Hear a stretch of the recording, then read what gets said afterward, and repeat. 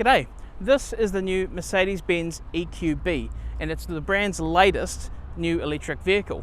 It's also one of the first 7-seat electric vehicles on the market, although this one's only got 5 seats. The EQB is effectively the electric version of the GLB. It's built on the same platform and has the same proportions, with Mercedes chucking its familiar EQ styling touches on top. Mercedes will sell the model here in 2 trim levels, the single motor 2-wheel drive 250 and the dual motor all-wheel drive 350 4MATIC, priced from $99,900 and $109,900 respectively. In spite of the name, the EQB isn't a perfect fit between the EQA and the EQC. In basic terms, it's more or less a stretched EQA, stretched to the point that it's arguably more practical than the EQC. Its long wheelbase means there's plenty of room for your basketballer and sumo wrestler mates, and there's heaps of room in the boot for all their stuff, with 650 litres of volume behind the second row of seats in 5-seater models and 670 litres in 7-seater models. Up front, the dashboard and tech effectively carry over from the EQA, which means you get dual 10.25-inch screens, one of the best ambient lighting systems in the business, and the MBUX voice-activated interface. Hey Mercedes. How can I help? I'm feeling a little bit cold. I'm increasing the temperature on the driver's side to 16 degrees. It almost goes without saying that anyone who's driven an EQA before will feel instantly at home in the EQB. The dashboard is almost a complete swap out from one model to the other. The EQB also feels a lot smaller when you're behind the wheel than it really ought to, given it's a 3-row SUV. It masks this with how maneuverable it is, how light the controls are, and the visibility. Just like the GLB that it's based on, this has an enormous glass house where you can see a huge amount. I will make one complaint.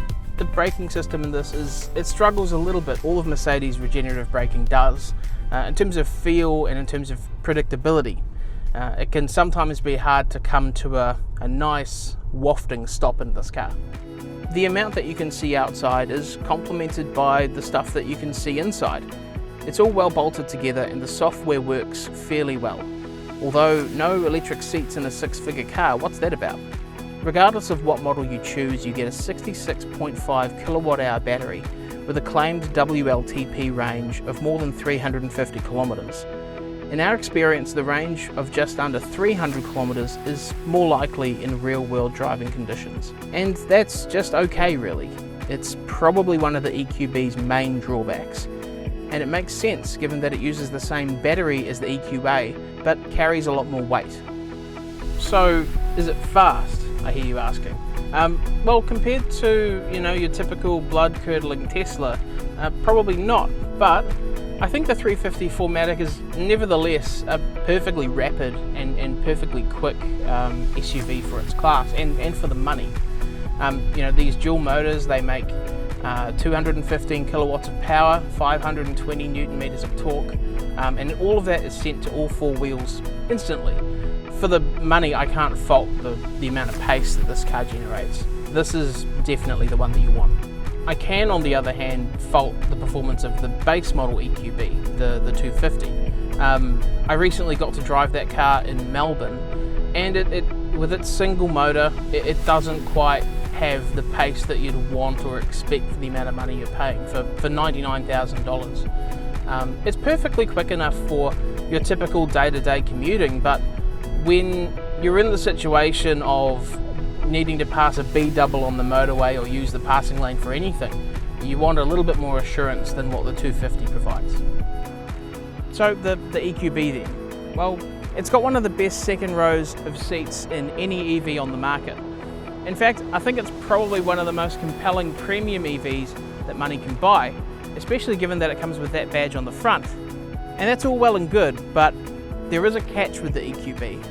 We've talked all the way through about this being an excellent 7-seater, and we've talked about the 350 being the one that people are going to want to buy. But you can't get a 350 with 7 seats. You can only get the 7-seater in the base 250. So as the EQB sits, it's a really good premium option for anyone wanting a high-class, lovely EV for about 100 grand. With a bit more range across the whole lineup, and with 7 seats in every model, this would have been great.